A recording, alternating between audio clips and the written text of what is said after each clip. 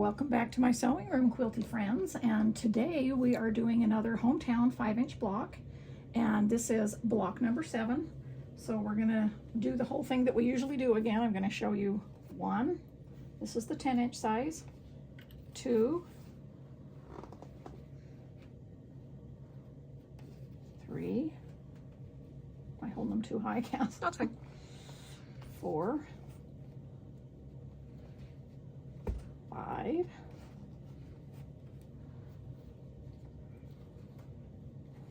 6, and then this is number 7.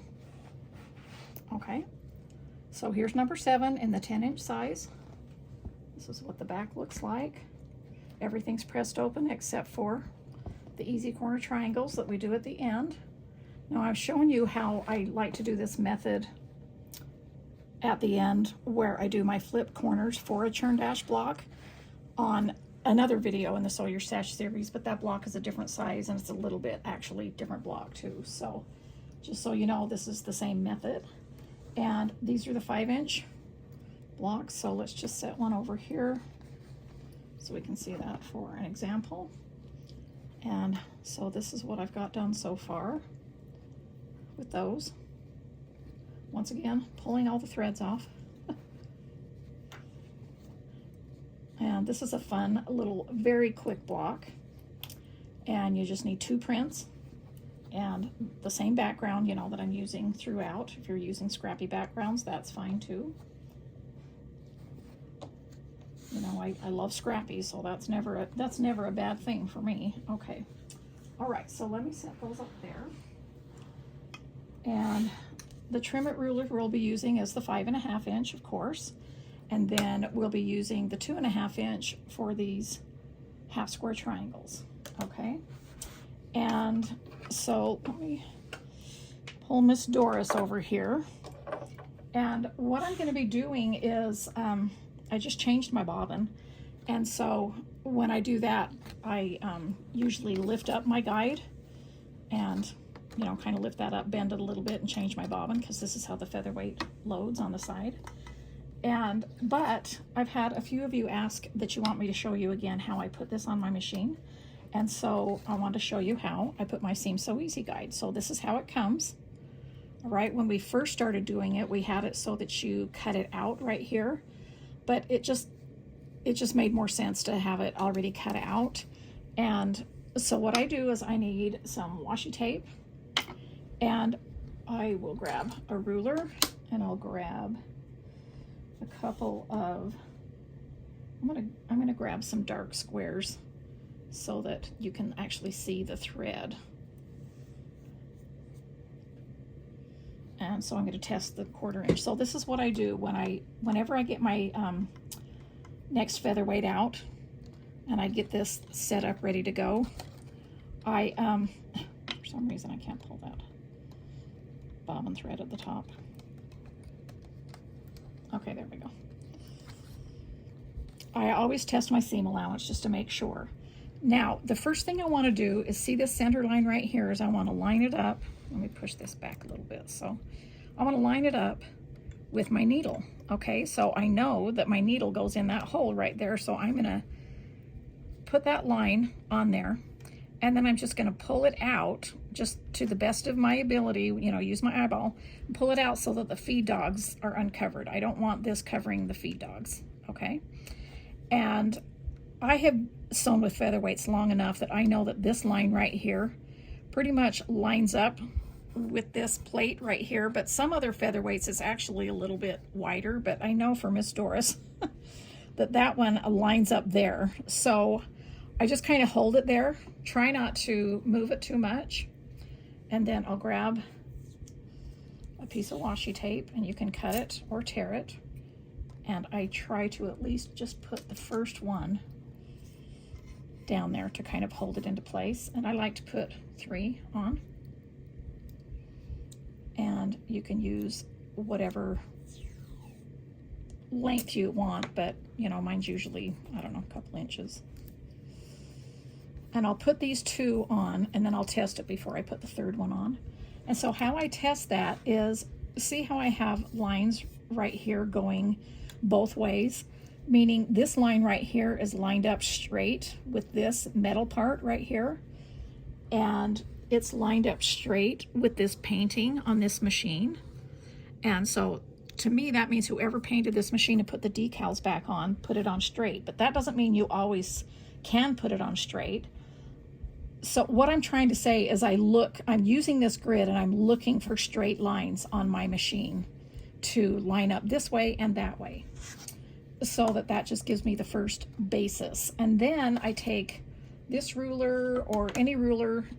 Let me pull this one up because this has a 1/4 inch seam, so I know that this aqua is 1/4 inch. And I'm going to put my needle just barely touching it, that 1/4 inch right there, and see, so I can test that this way so I can see where that 1/4 inch meets. So because this needle is going right into that aqua, let me grab my glasses so I can see exactly where I'm putting the needle in. Okay, excuse me if you can see my hair for a minute, but I just want to, yeah, okay, so that needle is right down on that aqua, and so I put my presser foot down, and now I know that this 1/4 inch is at least lined up that way, and it looks pretty straight to me, and I can see these lines right here on this ruler. I can line up with the grid rulers here. Okay, so I know that back and forth I'm doing the best that I can, meaning when I say back and forth, I don't know, horizontal and vertical. And now I'm going to test. So the final thing I do is I'm actually going to test my seam allowance and see if I do my seam allowance right here on this side, just barely inside of the blue line. This one's blue, my last one was red. I have a lot of different colors in it. I just kind of switch out sometimes. Okay, so I have this on a very small stitch so that you can kind of see my stitches. And I'm going to just put my ruler on here.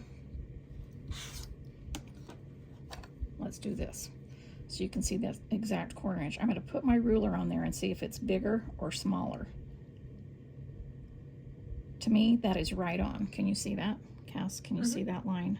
Let's try it with this one where you can kind of see through. So the 1/4 inch lines on this one are these dots right here. So if I put it right on that thread, it's right on those dots. Okay, so I know that I have an accurate 1/4 inch seam allowance, and I can tell that I do. Let me do one more square a little bit longer. You know, this is kind of a short test. I want to make sure that this is straight going both ways, like I just said. Let's just run this dark one through so that I can do this one more time with a longer seam so that I can make sure that it's not wider at one point and narrower at another. And again, I'm just making it so that it's kind of going halfway into that line. And so each time you put this on your machine, you can kind of just tell per machine, you know, what lines you might have. And let me just do this on the other side. And again, test it going this way so it's kind of inside the line, and see which one I want to do. Okay. So it just kind of gives me an idea of what I need to do. To me, that's right on. Again, you can see those stitches. Now I'm going to bring this stitch back down to about a 12 so it's not so tiny. And do it one more time. And I know that now by following that, I already know that the center line lines up with this needle, and that's very important because when I'm doing my easy corner triangles, I always want to be following the center line that lines up with the needle. And so let me just run that through. This has now kind of become my scrap fabric right there. Okay, and so this one is just a little bit narrower, and this one's a little teeny bit wider, and this one I did it just barely going into that blue line. Okay, and so now my guide is on and it's straight. I like that, and I will take one more piece of washi. I love the washi because it does not leave a permanent residue on your machine or anything. If there happens to be a little bit of residue, it just rubs off like that. It just kind of rolls up, but that's very rare. And all my machines are, all my other sewing machines, but my featherweights specifically, I've never left any residue. And these are painted with automotive paint, so they're very protected. And, you know, I just never worry. I've been putting washi tape on to put my guides down for a long time, and I've never ever had a problem. So there's some little information on that. I hope that helps. And most of the time when I'm changing my bobbin, I will just lift this one off and kind of bend it a little bit. I don't want to super bend it, but I don't have to fold this up all the way to put my bobbin in. I just kind of lift it up, change my bobbin, put it back down, and put another new piece on.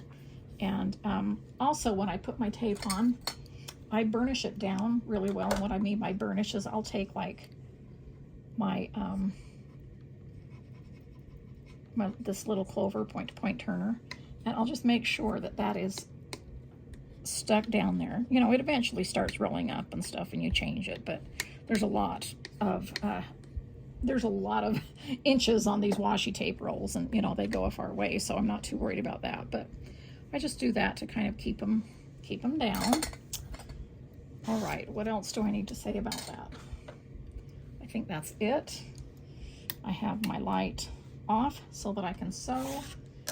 Here's my trim it rulers. Let me grab this. This is what we need for the number 7 5-inch block.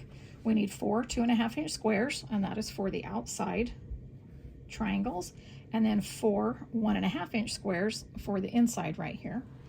And then out of the background, I need 4 2.5-inch squares, okay, to go with that. And then I need 5 of the 1.5-inch. So let me grab a stack of those.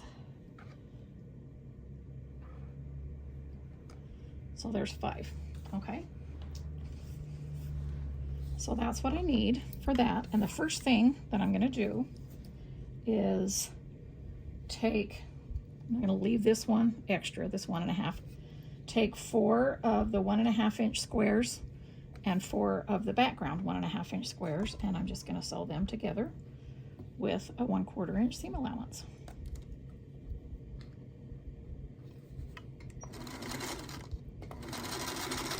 So, like I said, I keep these featherweights. I use the same featherweight for approximately a month. Sometimes it goes into 6 weeks. Sometimes I switch into for 3 weeks or something like that, but usually about a month.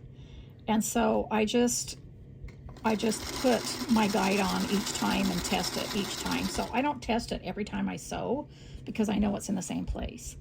But, you know, you can do that. It only takes a second to test out your seam allowance and just make sure. And, you know, I've been sewing on featherweight so long that I just, you know, you can kind of eyeball when, oh, that's kind of a big seam, or that looks like it's too narrow, or something like that. So you can kind of be on the lookout for that. And then I've got my little bonus squares here that I will just sew in between. Okay, so now I'll cut these 4 apart, save that for a scrap. Bring these over here. Got threads going all over me. And then I'm going to set these seams.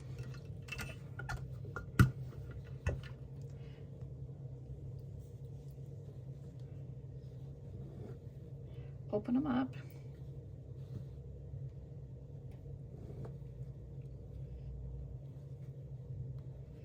With these little pieces and these small patchwork blocks.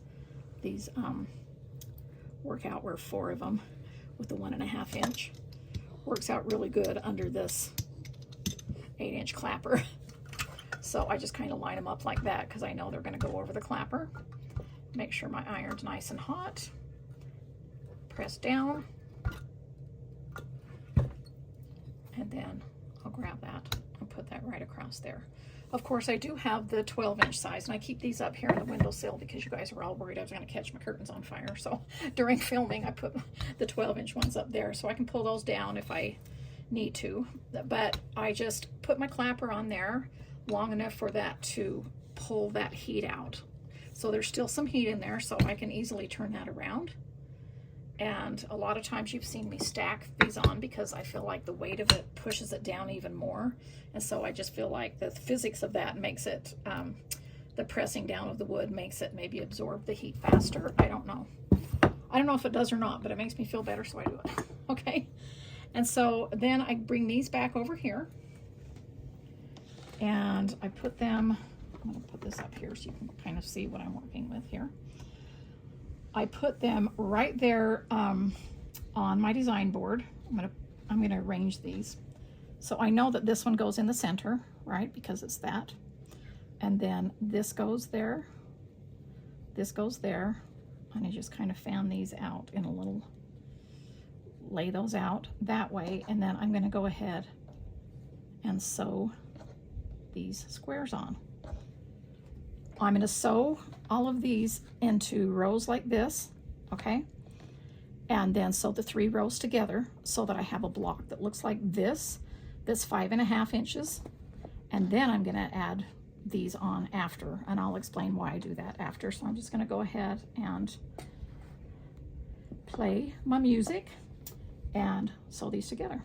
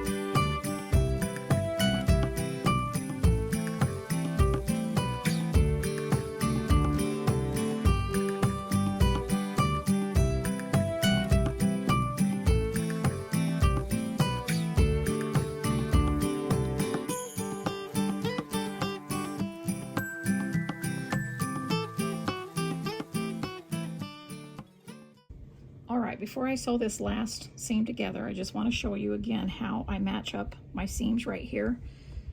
This is a long seam, so I'm not worried about anything matching there, but I do want this to match. And so I usually just hold it and don't pin and run it through, but if I feel like that it needs to be pinned, I'll use my double pins and I just barely poke them through so that there's a pin on each side of the intersection. If you don't have you know, double pin, you can use two. You can just do the same thing and just poke one in one side. But I like the double pins just because it's more convenient and there's no slipping. This way they can still slip from each other because they're separated. This way I just put it in once.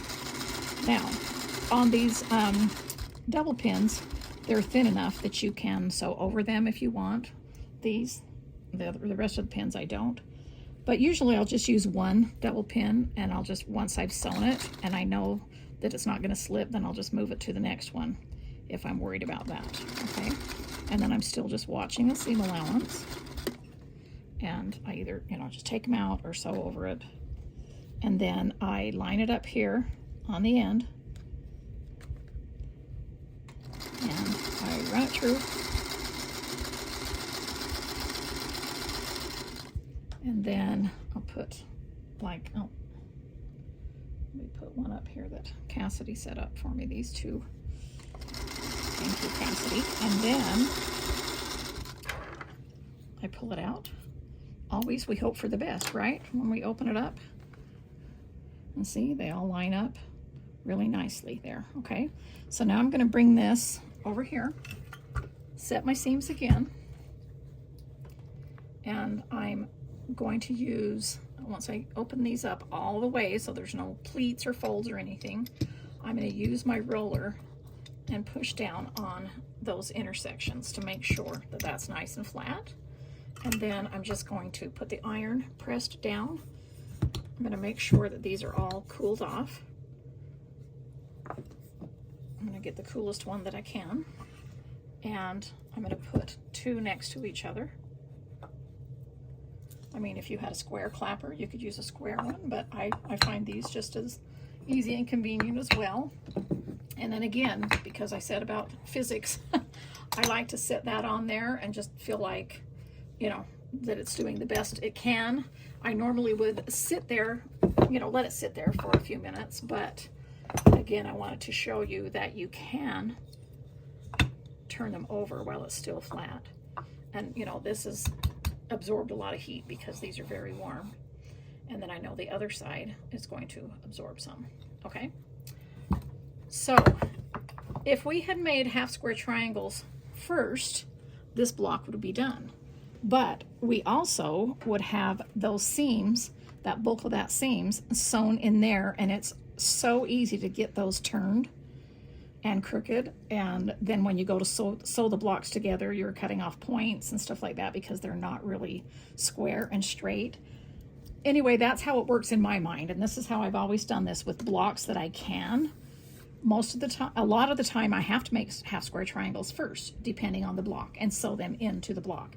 But if I can always sew the half square triangles last, which usually is on the outside corners of blocks or segments, then I'm just going to go ahead and do that.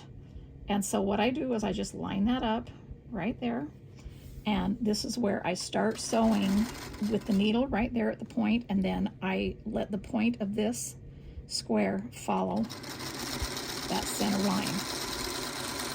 Now my Seam So Easy guide will do like a 4.5, square easy, 3.5 easy, but if it goes larger than that, I usually just mark it, with a pencil anyway. And, I've shown you how I do that before. But most of the time, I'm not doing that big of segments. They're smaller. I'm just going to use that scrap fabric in between. And normally, I'd be sewing 4 blocks at a time or something like this. So I would just do the same corner on all of them at the same time. But I'm just going to use a scrap of fabric in between. Follow that along. And it's just as easy.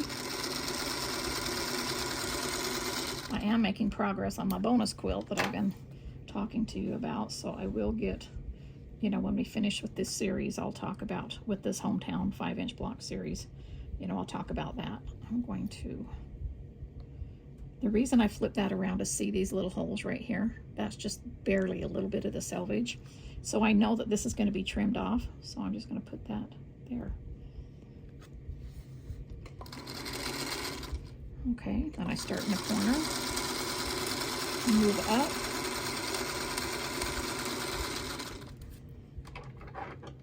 grab my piece of scrap fabric out of there.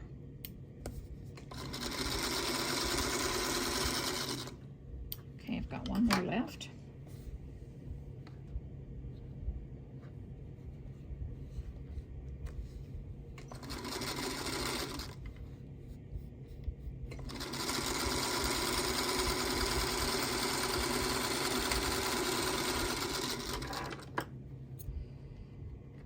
Okay, put that under there. Then I look right there and see if I, moved it or missed something by not paying attention. And just make sure that everything is from corner to corner here. And I don't see that. This one, to me, looks like it's not. See how it's not right on the corner? So I must have moved that a little bit. So all I have to do, knowing that I'm not going to press this open, I'm just going to run that through again and make sure that I have a better eye. And it's just by a smidgen, but it doesn't take that long to just run it through again.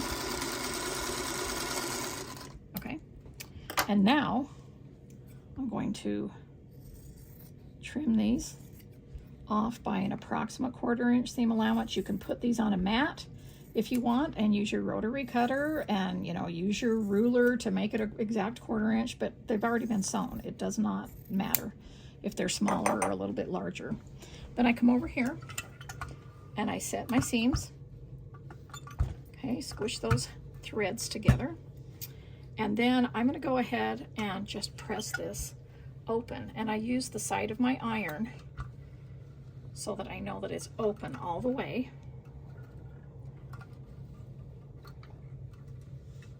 Okay, and then I do it again from the inside out, making sure that I'm open all the way, putting those down. And we're just going to let those and make sure that I haven't folded, done a fold. Okay, and then just let that sit there and cool. Now, that's the reason that I like to do the easy corner triangles after. You can do half square triangles before, but I find it just, easier to do it that way. And you can see that when you sew around, you're not going to sew off those points. Where sometimes if this is a half square triangle, if you've been off on this seam a little bit this way, then it's going to kind of bend towards that. Or I don't know, I hope that makes sense to you, but I just know that by sewing half square triangles over and over again, that even though they're already sewn, they can still distort a little bit before you put them in their block, depending on how you do the seam allowances and stuff like that. And that's just part of quilting. Everything's handmade, each block is handmade, each quilt is handmade, and so there's no such thing as perfection, but we do try to do the best that we can, and something that we feel good about, and also that we're enjoying. And I try not to fuss so much over something that I'm just not enjoying it, because the goal for me is to enjoy my quilting time and each step of the way. And so that's really important to me to do. And so if I find something is very, very fussy and I just don't want to do it anymore, then I try to figure out another way, easier way, a better way to do it, and more efficient and, and more enjoyable as well. Okay, so let's see what we've got here. That also, if this is not quite cooled down all the way, then you can, smooth it out on your design board. And because of this batting is here, it kind of grabs onto that fabric and makes it stay down so that when it cools down all the way. Look how cute that is. Okay, so we never did really use these, but you could, you can put these on here and you can line it up with the lines and you can see that that's exactly where that's supposed to be, and there's a 1/4 inch all the way around. If you were doing these separately, where you were making half square triangles first, then you could use that to square up. But at this point, really, for this ruler, all I do is use it this way, and I'm just lining up all the lines the best that I can. Oh, once again, it looks smaller because it's not. It's not on a flatter surface. So this really is, because I'm filming here and I'm showing you this, I normally would be on a cutting mat where it's a little bit. So what I'm looking at is just pulling these lines over. I keep twisting it so they line up better. And so you can see that this is just a little teeny bit. This line goes by, of course I'm sitting on an angle, but you can see straight up. But because that's on the inside, so that doesn't really bother me because this is correct on the outside. Okay, and so none of this is going to go into anything else. And so I think that looks really good. All right, and once again, I can use it on the back if I feel like my seam allowances are too big, too small, you know, that kind of thing. All right, so now that is block number 7. And I hope that you enjoyed this little tutorial, this quick little tutorial today. And there we have in the 10-inch size and the 5-inch size. And so I will be back in a few days where I will show you how to do block number 8. So I'll chat with you later.